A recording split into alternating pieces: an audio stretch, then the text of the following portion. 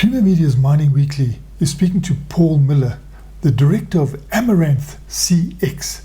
Paul, obviously we can't expect a silver bullet solution in South Africa, but what can we start doing, because we have to attract investment and we also have to attract exploration investment. Is absolutely essential. What can be the gradual move forward and then the continual steps forward? What do you see should be done? Well, there are two areas, really interrelated areas, around which we need to organize our activism or the debate. One is the policy right for South Africa 18 years in? And the second one is, what do we do with the dysfunctional administration of our current policy? Now, I think we would have a dramatic improvement and a real opportunity to lift our heads and get positive about our industry if we simply had material improvements in the way that we administer our existing policy. I mean, to have over 5,000 applications in backlog, to have 235 mining right applications in backlog, that means that we're not giving the current policy even half a chance to succeed.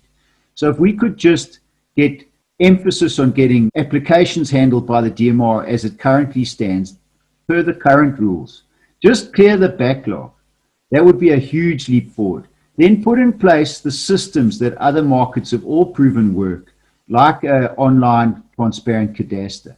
Let's get that in place. Let's apply the principle that you do not need BEE ownership on a prospecting right, because the minister has said that as policy. It's not in the current charter, but the regional officers are not applying it. They're defaulting to the previous regime where BEE was required on prospecting rights. Let's make these gradual, consistent improvements. And then at the same time, we can discuss whether the policy is pertinent. But let's separate the two issues, deal with them separately, get the ideologically uncontested administration working, and then we can contest the more ideological issues around policy separately. And that separation, should it go at the same time? Because we've lost so much time now. Don't we have to walk on many sides of the road quickly because we really have fallen behind? Well, look, obviously it'd be great if we could do both. Right now, I would settle for just clear the backlog. Clear the backlog, address the inefficiency in regional offices like in Mpumalanga, and let's move ahead on sorting out the current administration. That's uncontested. There's no party in South Africa who says we should have a dysfunctional administration of our current policy, which is the current situation. And we found that the department seems to want to do SAMRAD internally. We know that there are external solutions that they could apply, but they seem to want to fix what is really seriously broken when there are opportunities to get proudly South African systems that they could use. There are three other online, transparent cadastral systems implemented across Africa. You don't have to implement a South African one. You can implement a French one. There are others. The thing about mining and mining administration is that there are 200 countries and territories around the world that all have different approaches. So you don't have to reinvent the wheel. You can simply go to other jurisdictions that are doing well and see what they do, and so it's not like the department has to choose something from South Africa. They simply need to go out with a request for information. The companies that provide these kinds of systems are used to responding to those.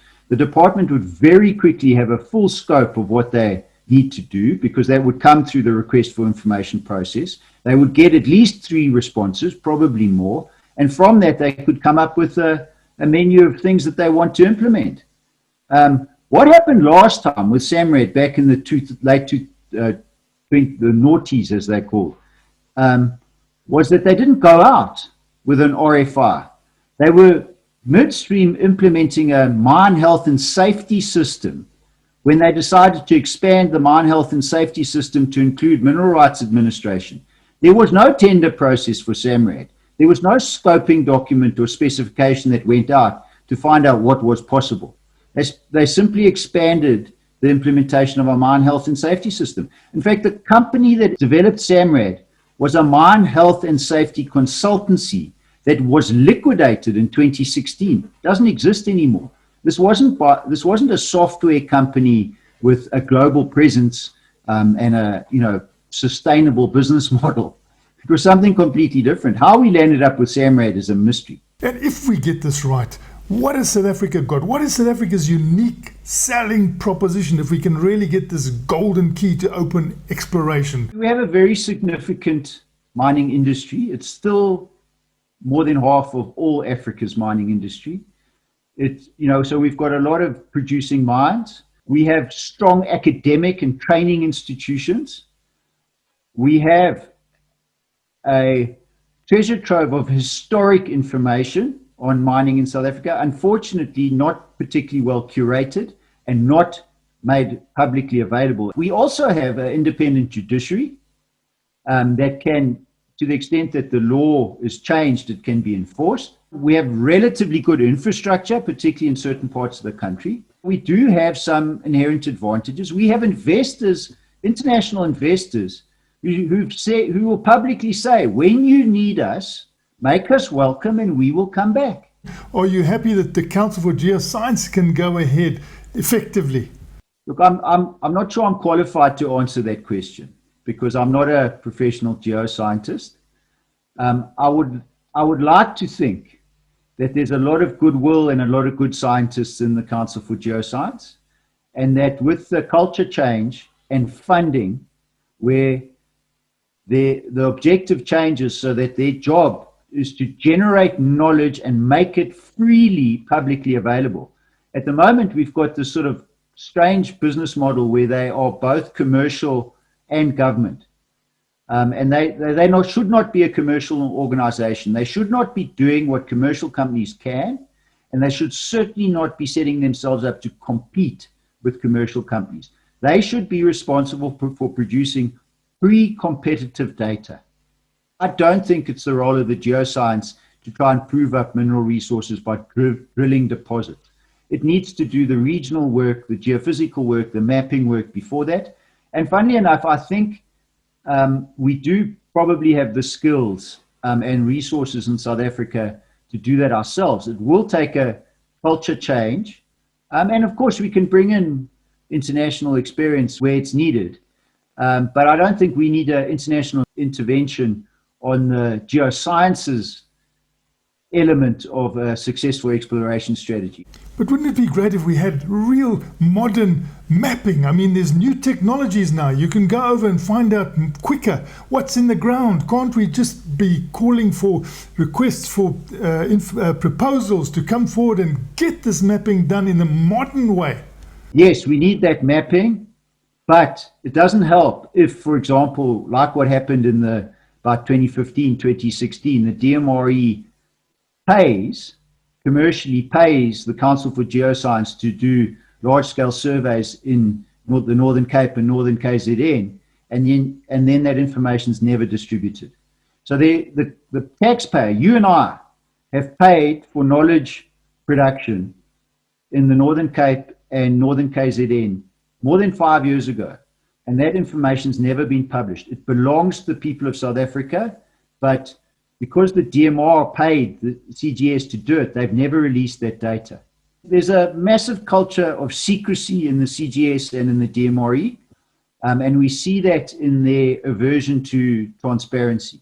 In the presentation to Portfolio Committee last week, they showed that there had been 15,000 applications for mining permits in Mpumalanga. Okay, 50 mining permits. Those are the small-scale mining rights for up to 5 hectares of mining. There'd been 15,000 applications. That wasn't. It's an anomaly because it's more applications in one province than the rest of the country put together. Now, there's something very wrong about there having been 15,000 mining permit applications in Mpumalanga. But you, as a journalist, cannot determine or investigate why there were 15,000 mining permit applications in Mpumalanga, because that information is denied to you. But it's public information. And the suspicion is that the mining permit application process is being subverted because it has much lesser environmental requirements. And if you stack 5 or 10 mining permits up against each other, you have a large-scale mine without the environmental approval or social and labor plan requirements. Now, I don't know if that's true, but the information should be available to us, that the evidence is in. The Reserve Bank's own information shows that exploration spending has collapsed. The S&P intelligence information shows that we've never done worse in the 2 decades of their numbers this last year. So the evidence is in. Foreign investors won't come back until they see tangible evidence that they are welcome back. We could make dramatic improvements, not by looking for some silver bullet solution.